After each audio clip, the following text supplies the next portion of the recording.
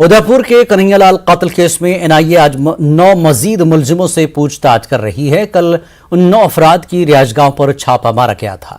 इन मुलजिमीन को जयपुर में एनआईए दफ्तर बुलाया गया है। कल भी उदयपुर पुलिस लाइन में इंक्वायरी हुई थी। बता दें कि एनआईए ने मुलजिम मुजीब को अपनी तहवील में लिया है। वहीं दूसरी जानिब कल कन्हैयालाल कत्ल केस के 7 अहम मुलजिमीन की जयपुर की एनआईए अदालत में पेशी हुई थी, जहां से अदालत ने 3 मुलजिमीन को एनआईए की तहवील में और 4 मुलजिमीन को जेल भेज दिया। वाज़ेह हो कि कन्हैया को 28 जून को कत्ल कर दिया गया था। उदयपुर में कन्हैयालाल हिंसा मामले की तफ्तीश केंद्रीय जांच एजेंसी एनआईए कर रही है, लेकिन एनआईए से पहले इस मामले की तफ्तीश राजस्थान की एटीएस भी कर रही थी और एटीएस की तफ्तीश के दौरान तकरीबन 18 ऐसे मोबाइल नंबर की जानकारी मिली है जो पाकिस्तान से जुड़े हुए हैं।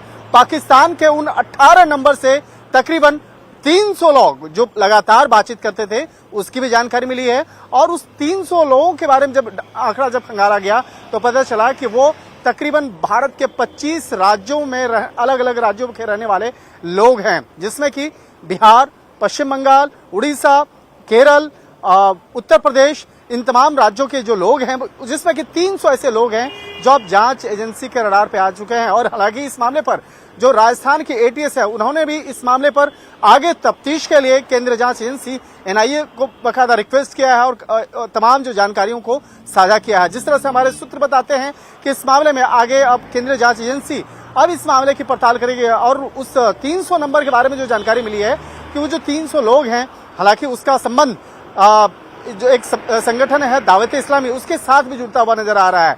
तो एक तरह से देखा जाए कि दावत इस्लामी जो संगठन जो पाकिस्तान में काफी वहां पे एक्टिव है, हालांकि भारत के कई राज्यों में भी उसके ब्रांचेज हैं, तो लेकिन किस तरह से वो 18 नंबर पर जो पाकिस्तानी नंबर है उस पर लगातार बातचीत हो रही थी। अब ये मामला भी अब जांच के रडार पर आ चुका है। निश्चित तौर पर जैसे जैसे इस मामले पर तफ्तीश का दायरा आगे बढ़ता जाएगा, कई और महत्वपूर्ण जानकारियां और खुलासे सामने देखने को मिल सकते हैं।